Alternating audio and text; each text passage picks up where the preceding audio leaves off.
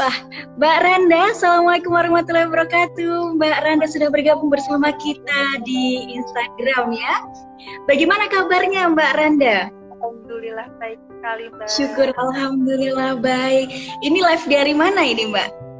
Saya posisi di sekolah ini, di Banjarnegara. Oh, di sekolah. Luar biasa ya.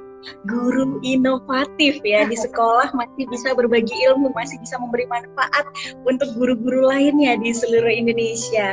Ya, perkenalkan Mbak Randa, saya Rosaliana Intan Pitaloka, Mbak, yang hari ini akan berbincang dengan Mbak Randa terkait dengan guru inovatif ya. Kita akan membahas tentang tema tantangan mengajar di masa pandemi. Tapi sebelumnya nih Mbak Randa ini kan merupakan juara 1 lomba blog ya, yang kemarin baru saja diumumkan.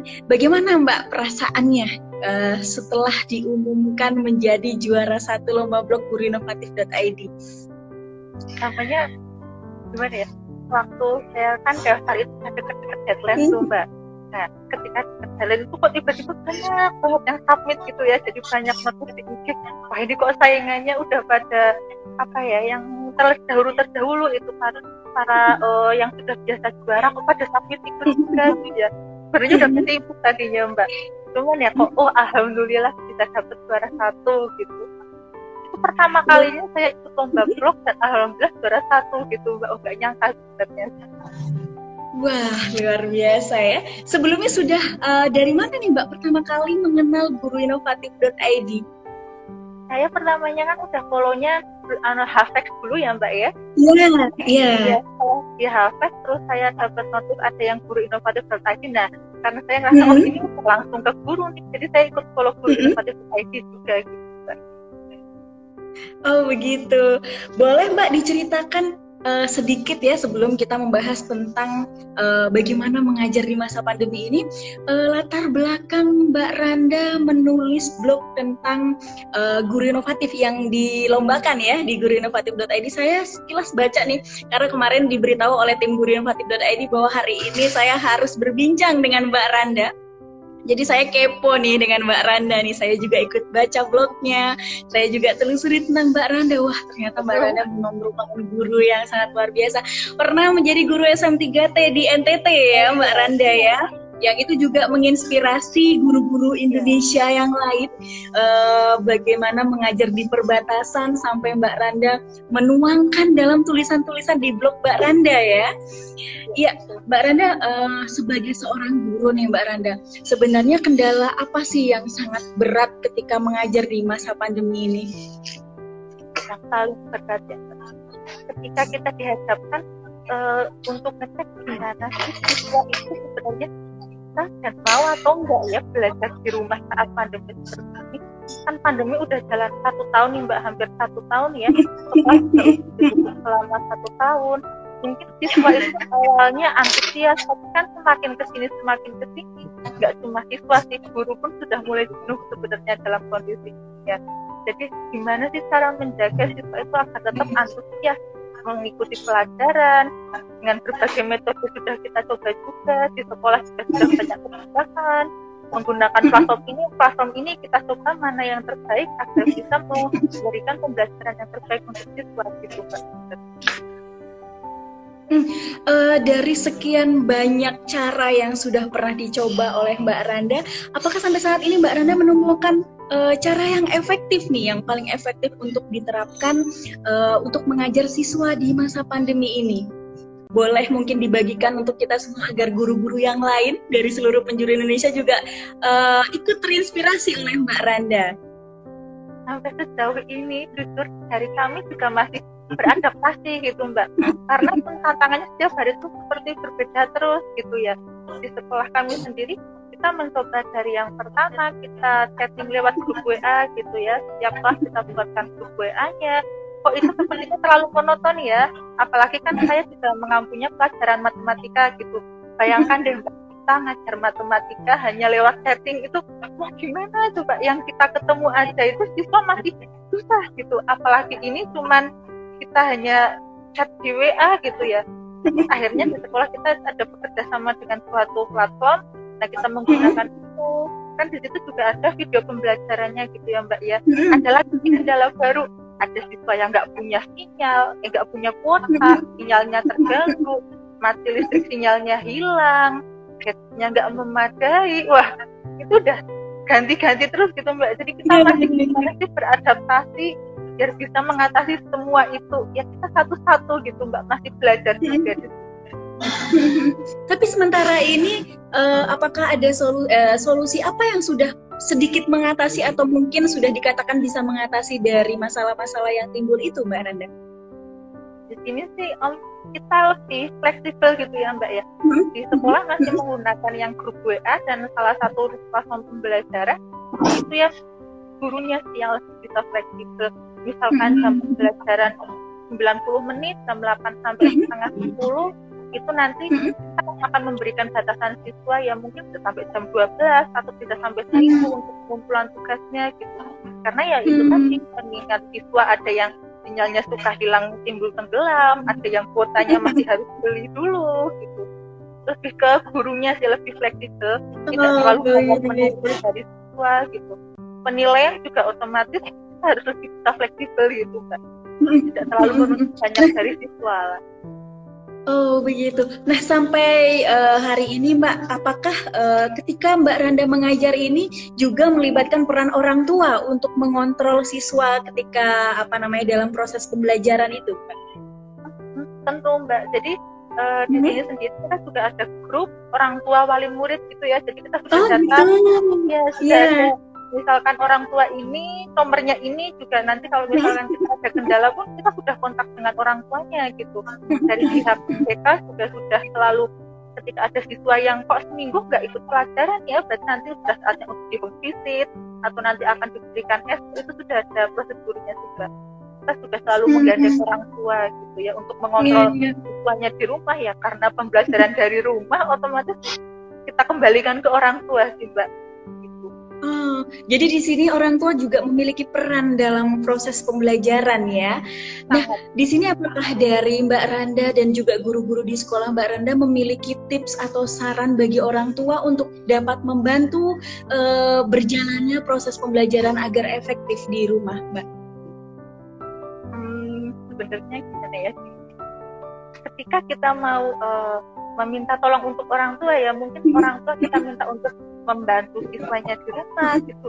Itu tuh sekali lagi kembali ke kondisi keluarganya gitu. Karena di sini kan juga beragam ya latar belakangnya, lingkungan sosialnya beragam, finansialnya juga beragam gitu.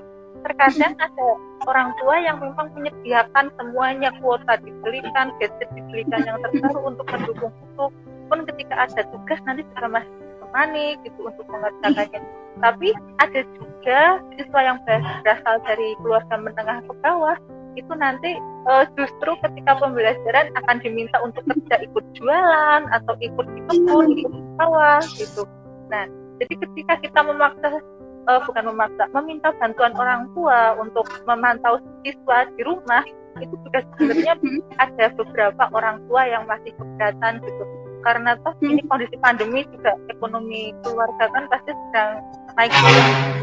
Jadi mungkin fokusnya orang tua sudah nggak lagi ke pendidikan anaknya, tapi gimana anaknya bisa makan dari itu gitu Mbak. Nah dari sekolah kita memahami situnya sih Mbak. Iya. Nah Mbak Randa, terkait dengan beragamnya kondisi siswa yang di sekolah Mbak Randa ini, sampai saat ini hal apa yang sudah dilakukan untuk bisa melayani setiap siswa ini agar mereka mendapatkan proses pembelajaran yang sama di masa pandemi ini? Jadi kalau di sini kita ada, nggak cuma di sini ya, di setiap sekolah itu buka 2 jalur, ada yang pembelajaran daring atau yang online, yang tadi saya bicarakan dengan WhatsApp dan salah satu platform. Ada juga yang menggunakan luring gitu. Jadi kita printkan soal-soal untuk nanti siswa pelajari setiap minggu. Itu semua mapel, 16 mapel kita printkan, lalu kita panggil siswa 4 minggu sekali untuk datang ke sekolah, mengambil sekaligus menyetorkan tugas yang sebelumnya. Itu sebenarnya sudah kita data dulu siswa mana-mana saja yang tidak bisa mengikuti pembelajaran online gitu. Lalu kita tanya alasannya, kalau misalkan kuotanya nggak ada, itu mungkin masih bisa tertolong dengan bantuan yang pemerintah ya, walaupun terakhir kemarin tanggal 12 Februari sudah habis sebenarnya kuotanya, belum ada lagi gitu. Biasanya yang terkendala di sini tuh sinyal gitu Mbak, karena ya memang daerahnya di sini pegunungan, jadi sinyal masih naik turun tumbuh tenggelam gitu. Hanya ada beberapa siswa yang memilih untuk mengikuti luring gitu. Itu masih difasilitasi dari sekolah. Setiap minggu sekali nanti kita berikan soal dan kita menyetorkan jawaban yang sudah dikerjakan. Oh iya, sejauh ini Mbak Randa tadi ada 2 metode yang digunakan, yaitu daring dan luring ya. Apakah dirasa sudah efektif sampai saat ini? Siswa ada yang mengikuti secara luring dan siswa juga ada yang mengikuti secara daring begitu. Wah, kalau dari efektifnya ya Mbak ya, mungkin ini tuh efektif ketika di awal-awal ya Mbak ya. Sekarang semakin kesini kan siswa juga sudah jenuh gitu ya Mbak ya, ketika pembelajaran kok kita cuma buka-buka WA sih, kok kita cuma buka-buka platformnya aja sih gitu. Siswa pun tentunya akan lebih senang ketika nanti ada tatap muka, apalagi kan sebenarnya tahun ajaran semester ini sudah mau wacana tatap muka ya, tetapi nggak tahu karena yang pandemi ada gelombang kedua gitu. Nah, sebenarnya juga sekolah ini sudah menyiapkan untuk tatap muka gitu, tapi ya apa daya belum diperbolehkan gitu. Belum diperbolehkan ya, berarti saat ini juga masih ada metode daring dan luring yang tadi di-printkan ya itu. Tapi sejauh ini ada komplain atau ada komentar dari orang tua terkait dengan siswa yang mengikuti proses pembelajaran dengan metode ini nggak Mbak Randa sejauh ini? Orang tua ya beragam sih Mbak, ada yang mendukung tentu ya, tapi ada juga yang bilang, oh ini gurunya cuma ngasih tugas doang ya. Orang tuanya pusing karena harus membimbing anaknya mengerjakan tugas, itu juga ada. Terus ada yang, ini tuh anak saya kalau pembelajaran daring jadi bangunnya siang nih ya, nggak bisa bangun pagi gitu. Nah itu yang sebenarnya ketika kita sekolah seperti biasa tatap muka kan itu yang sebenarnya kita ajarkan ke siswa ya, disiplin bangun pagi, disiplin berangkat sekolah, itu yang nggak bisa kita dapatkan ketika kita pembelajaran daring seperti ini gitu Mbak. Itu orang tua juga sebenarnya sih komplainnya ya rata-rata sama lah ya, yang tentang tugas, yang tentang siswa sudah mulai jenuh kok bangunnya pada siang-siang kayak gitu. Nah, sementara ini apa yang sudah dilakukan Mbak Randa untuk bisa mengantisipasi hal tersebut agar bisa terkondisikan dengan baik proses pembelajaran ya Mbak Randa? Wah, sejauh ini biasanya ya, karena saya kebetulan matematikanya di jam pertama gitu ya, karena pertama itu kan siswa masih antara yang sudah bangun apa belum nih, biasanya saya cekin satu-satu. Ketika nanti ada siswa yang sampai jam mepet-mepet selesai kok belum nongol gitu ya, biasanya saya pantau telepon satu-satu, begitu saya tanyakan, Mbak, gimana ya, kok belum absen, kok belum join, kayak gitu biasanya Mbak. Sampai di telepon satu-satu ya? Ya gimana ya, karena kita pun nggak pengen sebenarnya siswa itu nanti ketinggalan pelajaran gitu ya Mbak ya. Jadi ya kita memang harus pendekatan personal satu-satu ke siswanya gitu Mbak. Nggak apa-apa pun ini sudah risiko guru di masa pandemi seperti ini kok. Iya. Bagaimana menurut Mbak Randa ketika proses pembelajaran harus dilakukan dengan cara daring ini? Apakah daya serap siswa ini sama dengan ketika sebelum masa pandemi?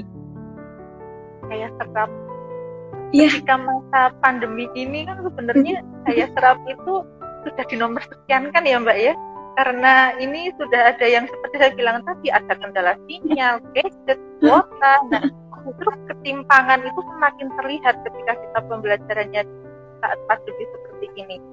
Siswa dengan kuota yang mencukupi, sinyal bagus, gadget bagus, itu tentu akan lebih bisa mengikuti pelajaran daripada siswa yang masih harus menyambi ikut membantu orang tuanya di rumah, yang sinyalnya suka timbul tenggelam, itu tentu akan berbeda gitu Mbak. Justru ya itu, daya serap sekarang tergantung kuota, tergantung gadgetnya. Siswa dengan akademik bagus pun yang ketika SMP SD-nya bagus, ketika dihadapkan dengan nggak ada sinyal, nggak ada kuota, ya mau gimana tetap kalah dengan siswa yang mungkin akademiknya pas-pasan tapi didukung dengan fasilitas yang memadai gitu Mbak. Iya, jadi menurut Mbak Randa nih di saat seperti ini sebenarnya apa yang lebih penting yang harus kita sampaikan ke siswa dalam proses pembelajaran ketika memang kita sudah menomor sekiankan daya serap dari materi tersebut? Kita sih udah kembali ke, kita udah nggak menuntut siswa untuk nanti yang nilainya bagus, rankingnya bagus, pemahaman kalian pun itu udah kita nomor sekian kan gitu. Yang kita jaga itu adalah semangat siswa untuk hadir di kelas, pun walaupun siswa hanya absen, hanya nongol waalaikumsalam, itu kita udah alhamdulillah dia masih ada, dia masih ikut kayak gitu. Kita selalu menjaga semangat siswa, partisipasi siswa kayak gitu sih Mbak.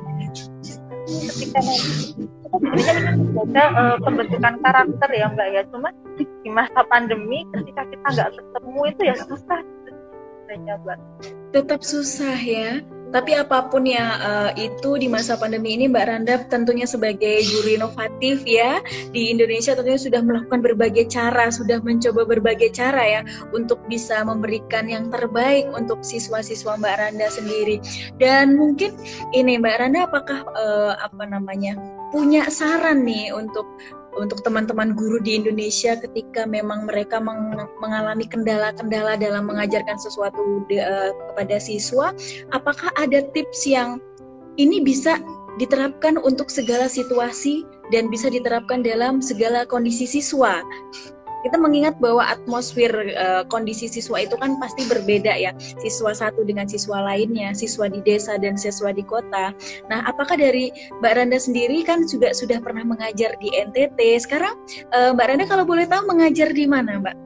Saya di Jawa Tengah. Oh di Jawa Tengah, nah apalagi sekarang sudah mengajar di Jawa. Nah, ketika Mbak Randa mengajar di NTT dan juga ketika Mbak Randa mengajar di Jawa, apakah ada salah satu hal yang itu sangat efektif untuk diajarkan ketika di NTT maupun di Jawa, itu bisa efektif gitu? Karena kondisinya berbeda sih ya sebenarnya. Berbeda. Berbeda banget gitu Mbak. Yang paling bisa efektif adalah gimana cara kita menjaga semangat siswa sih Mbak. Gimana cara kita menjaga agar siswa tetap mau hadir di kelas kita pagi hari, pun terserah dia sudah mandi atau belum, yang penting dia mau hadir gitu. Walaupun kita sekedar menjawab salah gitu Mbak. Kita lebih menjaga ke situnya. Dengan kita tidak terlalu menuntut siswa untuk mencapai hal yang muluk-muluk gitu ya. Gitu sih. Lebih ke kita lebih fleksibel dan kita harus bisa menjaga gimana siswa tetap hadir di kelas. Jadi lebih ke pelayanan personal terhadap siswa itu sendiri ya. Tapi sejauh ini untuk penilaian dan juga hasil akhir siswa itu diperoleh dari mana Mbak? Dari Mbak Randa sendiri pengalaman mengajar di Jawa Tengah. Di sini kita masih tetap menjalankan seperti biasanya, kita masih ada ulangan, masih ada penilaian tengah semester, akhir semester masih kita jalankan semuanya Mbak. Tapi ya itu tadi kembali, kita nggak bisa terlalu mematok nilai siswa gitu. Kita masih harus lihat background siswa seperti nilai dia semester kemarin ya bagaimana gitu. Karena bisa jadi ada siswa yang semester kemarin ranking 1 nih, ranking semester sekarang jadi turun karena dia nggak ada sinyal itu tadi, nggak ada kuota, jadi dia nggak bisa ikut pelajaran gitu. Tapi sebelumnya Mbak Randa ini sempat ada komunikasi dengan siswa, mereka lebih nyaman belajar seperti apa, atau mungkin mereka punya usulan apa untuk proses pembelajaran dengan Mbak Randa? Apakah sebelumnya sudah pernah dilakukan itu Mbak? Itu saya lakukan setiap awal semester ya Mbak ya. Awal semester ini juga saya sudah begitu. Kemarin saya tanyakan, apakah kalian lebih nyaman ketika kita menggunakan platform yang kerjasama dengan sekolah, atau kalian nyaman dengan WA saja, atau mau sesekali video, itu sudah saya tanyakan semua juga. Pun ketika di sini saya pernah mengajukan gimana nih kelas kalau kita coba mau mengadakan Zoom gitu ya. Kan asik tuh banyak guru-guru yang pasang story siswanya Zoom bareng-bareng sekelas gitu. Itu banyak siswa yang iya Bu setuju, tapi saya juga tetap harus memikirkan, cuma aku di sini sebenarnya susah. Saya kalau Zoom nanti nggak bisa mendengar suaranya, nggak kelihatan gambarnya. Lebih baik yang seperti biasa aja gitu, karena nanti ketika itu cuma di WA group atau di platform dia masih buka sewaktu-waktu, sedangkan kalau Zoom kan harus saat itu juga dia berada di kelas gitu. Saya berusaha menggunakan masukan-masukan dari siswa itu untuk menentukan, oh berarti saya akan cocok dengan metode yang ini nih, saya akan cocok dengan metode ini. Oh berarti Zoom belum cocok nih di kelas saya kayak gitu. Apakah ketika Mbak Randa mengubah metode itu dari siswa menunjukkan adanya kenyamanan dengan melakukan proses pembelajaran itu? Terlihat sih Mbak, iya mungkin terlihat ya. Namanya siswa itu ya tetap naik turun gitu ya Mbak ya. Ya. Saya coba ketika di grup itu ya tetap masih yang kita diskusi ya guys, itu ya masih banyak siswa yang menanggapi begitu. Itu saya merasa oh ya berarti siswa masih nyaman menggunakan metode ini gitu. Nanti ketika saya sih belum pernah nyoba Zoom ya karena itu tadi banyak siswa yang terkendala.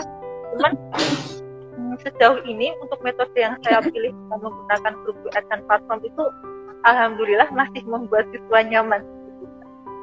Masih membuat siswa. Nah, selama ini nih Mbak Randa juga mengikuti Halfex ya, sampai mengikuti di guruinovatif.id. Ada nggak yang sudah membuat Mbak Randa dari apa yang didapat mengikuti webinar dari Halfex maupun dari guruinovatif.id yang bisa diterapkan di siswa Mbak Randa, di sekolah Mbak Randa? Saya lebih ke tentang konten PCK itu yang pedagogical konten PCK, konten knowledge ya. Itu yang lebih saya wah ini bagus nih kalau bisa diterapkan di sini sebenarnya gitu ya. Saya suka kalau mengikuti yang dari Halfex sendiri tentang konten-konten PCK. Karena juga saya sebenarnya mau ikut yang tentang pembahasan AKM gitu ya. Cuman ternyata AKM-nya diundur bulan Oktober atau September begitu ya, sehingga saya sudah tidak mengikuti lagi lah. Saya mikir oh ya sudah nanti dulu kan. Itu saya masih fokus untuk yang pembelajaran online-nya dulu aja gitu kan. Tapi sebelumnya juga lebih fokus ke PCK itu sendiri ya Mbak. Tapi ketika ada guruinovatif.id ini, apakah Mbak Randa juga mengikuti kursus dengan tema-tema yang lain yang juga bisa diterapkan untuk siswa Mbak Randa? Saya pernah mengikuti tentang mengoptimalkan pembelajaran online dengan media pembelajaran gitu ya Mbak. Itu juga sudah saya terapkan di kelas dan ya respon siswa ternyata positif gitu ya. Ternyata responnya positif ya. Pandemi ya memang harus guru juga harus belajar dan untungnya ada guruinovatif.id itu tadi sehingga saya bisa oh ya ini cocok nih untuk sekolah saya dan ternyata responnya juga positif dari siswa. Menurut Mbak Randa sendiri bagaimana kesan terhadap guruinovatif.id dan berbagai tema yang sudah tersedia di guruinovatif.id, Mbak Randa? Menurut saya platform guruinovatif.id itu sangat bagus, sangat cocok untuk guru ya, terutama di masa pandemi sekarang ini, karena menyediakan kursus pembelajaran dan pelatihan secara online gitu. Karena kalau kita pandemi gini gimana sih kita mau kursus, kalau kita mau ketemu aja nggak bisa gitu ya. Kebetulan kita sudah menemukan guruinovatif.id ini di masa pandemi gitu. Jadi kita masih bisa selalu update skill, update pengetahuan melalui guruinovatif.id gitu Mbak. Terutama juga ini untuk bagi yang guru-guru yang sudah PNS, guruinovatif.id kan juga menyediakan kit berupa daftar hadir dan surat undangan ya. Itu tentu akan sangat membantu untuk angka kredit kenaikan pangkat gitu Mbak. Oke, jadi dari Mbak Randa sendiri Mbak, apakah ada kritik dan saran nih untuk guruinovatif.id untuk kedepannya bisa lebih baik lagi? Tentunya sebagai pendampingan guru-guru di Indonesia untuk tetap bisa mengembangkan kompetensi mengajarnya. Saran saya untuk guruinovatif.id mungkin bisa lebih menggencarkan kerjasama dengan sekolah ya. Saya rasa ketika itu nanti ada suatu pelatihan nih yang bisa diadakan untuk satu sekolah gitu Mbak. Karena kan kalau kita di guruinovatif.id kan kita hadir sebagai perseorangan, sebagai individu gitu ya. Alangkah baiknya ketika guruinovatif.id itu membuat bagaimana ya pelatihan yang bisa diikuti oleh satu sekolah gitu. Nanti jadi saya mikirnya satu guru bisa mengikuti pelatihan secara bersama gitu. Itu sih Mbak. Jadi kita kayak ada pelatihan online tapi yang diikuti oleh satu sekolah gitu Mbak. Khusus untuk satu sekolah tersebut begitu ya. Jadi tidak hanya untuk satu guru masing-masing. Tidak ada. Tapi selama ini Mbak Randa mengikuti secara mandiri baik di Halfex maupun di guruinovatif.id juga apakah ada kendala Mbak ketika mengikuti maksudnya webinar-webinar dari kami?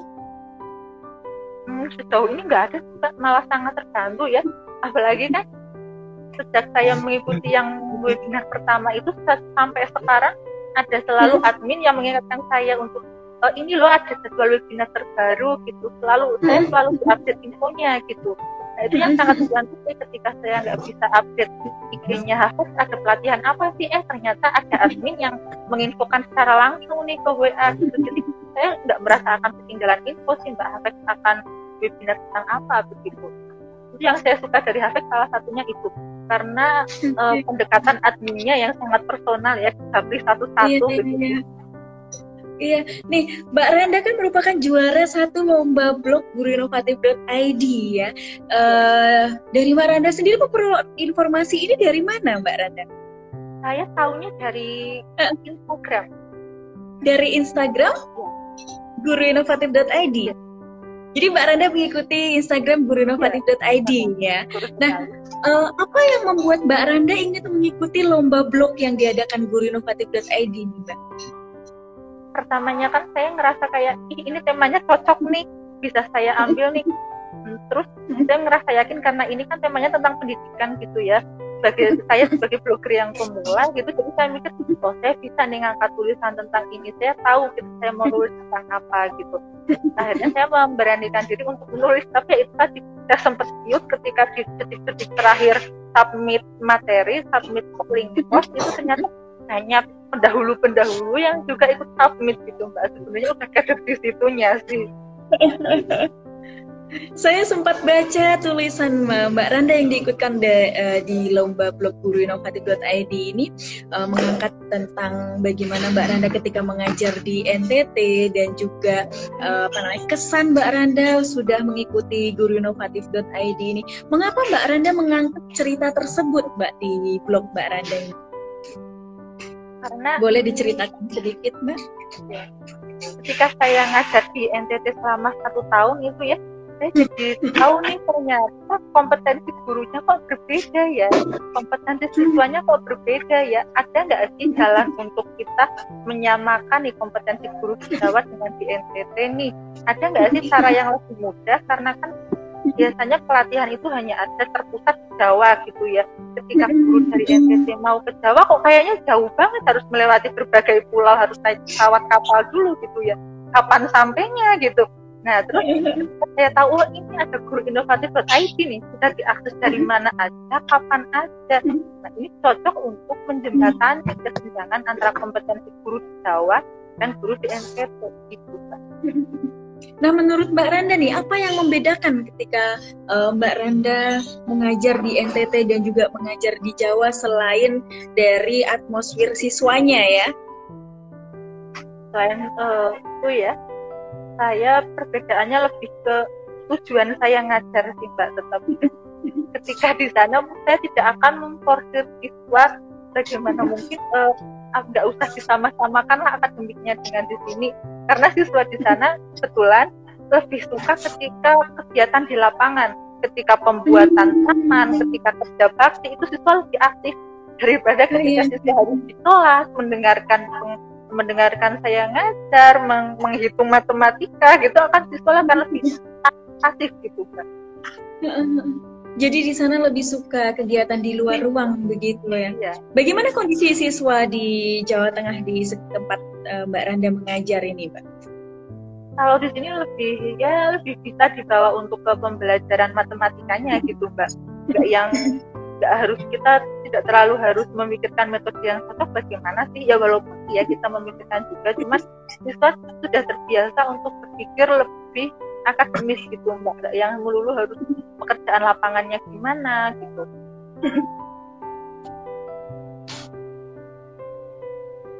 Oke, Mbak Randa. Ketika Mbak Randa ini kan mengampu mata pelajaran matematika ya, salah satu mata pelajaran yang menjadi momok siswa tentunya, mata pelajaran yang sulit ya, dianggap sulit selama ini. Nah, ketika mengajarkan mata pelajaran matematika, apakah ada cara khusus Mbak Randa memperlakukan siswa satu dengan siswa lainnya yang tentunya memiliki karakter yang berbeda, Mbak? Tentu Mbak, cara khususnya saya lumayan ya, karena di sini siswa juga variatif ya. Ada siswa yang ketika saya mengajar di depan itu siswa langsung manggut-manggut, ada yang cuma apa sih Bu, ya Allah gitu kan. Itu biasanya saya pendekatan akan lebih secara personal gitu. ketika nanti sudah mulai tahap diskusi, ketika siswa yang sudah seling lebih pinter gitu biasanya, saya akan minta dia lebih membantu untuk menjelaskan ke siswanya, atau mungkin saya bisa langsung tanya personal ke siswa, ini kenapa kok kamu belum paham apanya gitu. Biasanya siswa itu akan malu bertanya ketika kita guru tanya secara klasikal, karena kalau guru secara klasikal kan otomatis tanya, sudah paham anak-anak gitu, otomatis semuanya satu kelas paham Bu gitu. Nah, kan ketika kita personal satu-satu, kamu yang ini udah paham belum Bu, nah baru di situ kita akan pendekatan personal satu-satu gitu Mbak. Oh iya, tadi Mbak Randa menyebutkan tidak menggunakan cara klasikal ya dalam mengajar di kelas. Lalu apa yang Mbak Randa lakukan di kelas menghadapi karakter anak yang berbeda, tentunya untuk khususnya mengajarkan mata pelajaran matematika, Mbak? Ketika kalau saya ya Mbak ya, ketika mengajar di sudah tatap muka gitu ya, saya akan lebih mencoba menghafalkan karakteristik anak nih. Oh, anak yang ini akan lebih suka ketika dia dihargai, cara menghitung cepatnya dihargai, cara dia pola berpikirnya dia dihargai gitu ya.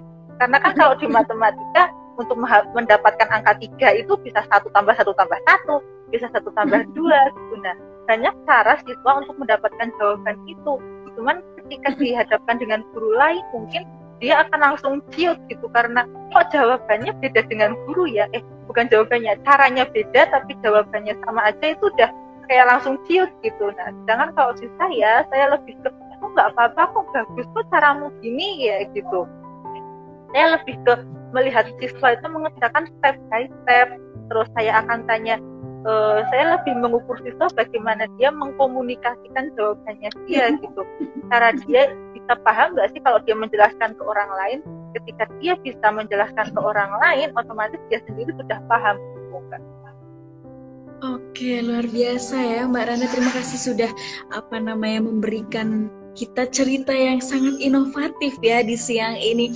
Mungkin boleh Mbak untuk bisa menutup di sesi ini, Mbak Randa memberikan kesan dan pesan untuk guru-guru dari seluruh Indonesia yang pada saat ini menyaksikan guruinovatif.id, bagaimana cara untuk menjadi guru inovatif, bagaimana apa yang sudah dilakukan Mbak Randa sampai hari ini untuk menghadapi tantangan mengajar di masa pandemi ini. Silakan Mbak Randa. Saya untuk semua teman-teman guru ya, jangan lelah-lelah kita untuk belajar, karena sekarang kita belajar pun platform penyediaannya sudah banyak, guruinovatif.id salah satunya, dan itu juga pilihan saya. Terus kita tidak usah terlalu memforsir anak, menuntut anak untuk dapat menyelesaikan suatu tuntutan kurikulum, bersikaplah lebih fleksibel lagi. Itu aja.